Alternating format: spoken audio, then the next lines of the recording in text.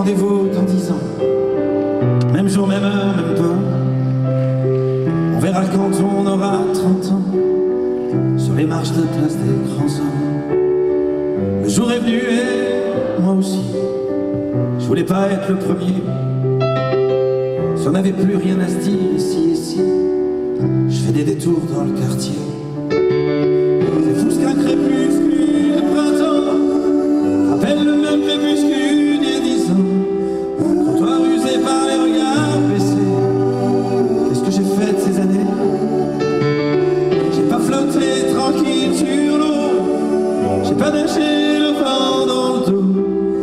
Dernière ligne droite, la rue souffle l'eau. Combien seront là? 4, 3.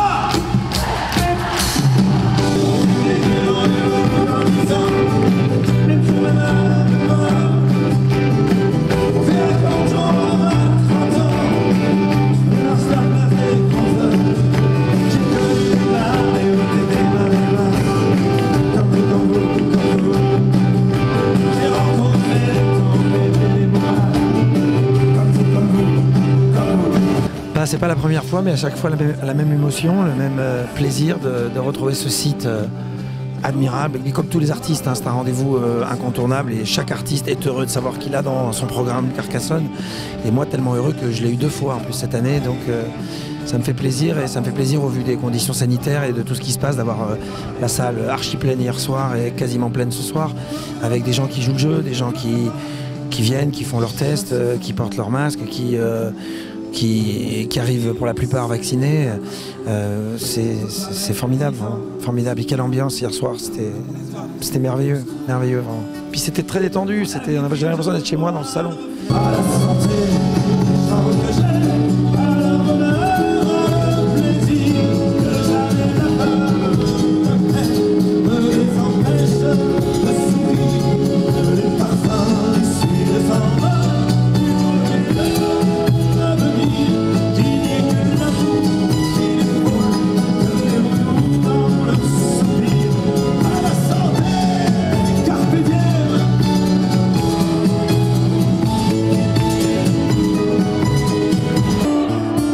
pourquoi elle allait danser à Saint-Jean aux musettes.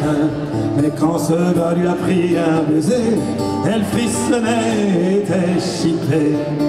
Mais comment ne pas perdre la tête, serrée par des bras audacieux, car on croit toujours au doux mot d'amour quand ils sont dit avec les yeux.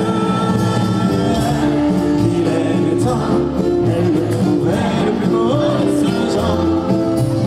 Elle restait grisée, sans volonté, sous ses baisers, sans plus réfléchir, elle lui donnait le meilleur de son être. Je crois qu'on s'est tous adaptés, chacun à sa manière, chacun à son niveau. On a cherché de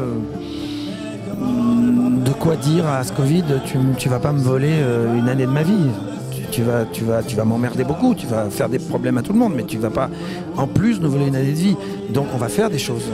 Moi je me suis dit je vais lire ou relire certains auteurs, je vais travailler, je vais être à la maison. Et puis finalement à la maison j'ai dit tiens, puisque je suis à la maison, pourquoi pas prendre le téléphone, pourquoi pas se brancher sur Facebook et proposer aux gens un petit rendez-vous. Au départ c'était pas un rendez-vous, c'était une fois. Et puis j'ai vu que ça plaisait aux gens et puis que moi ça m'amusait beaucoup. Et c'est devenu récurrent. Au point de devenir quasiment un show, quoi, avec quasiment 20 millions de personnes qui ont suivi ces lives. Donc c'était assez impressionnant et on m'en parle encore tous les jours. Et encore hier soir, quand je l'évoque, le public réagit instantanément parce que ça a été un moment, ça a été un lien formidable. C'était un lien, c'était une manière de maintenir un peu de lien. Tu dis que c'est trop facile, tu dis que ça sert à rien,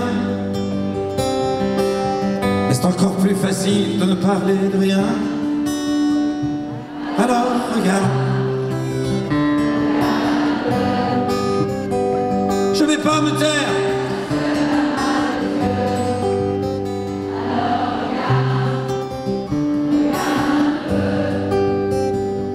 Tu verras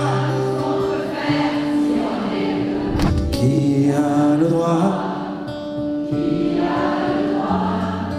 qui a le droit de faire ça à un enfant qui croit vraiment ce que disent les grands. On passe sa vie à dire merci. Merci à qui, à quoi, à faire la pluie et le beau temps pour des enfants à qui l'on ment.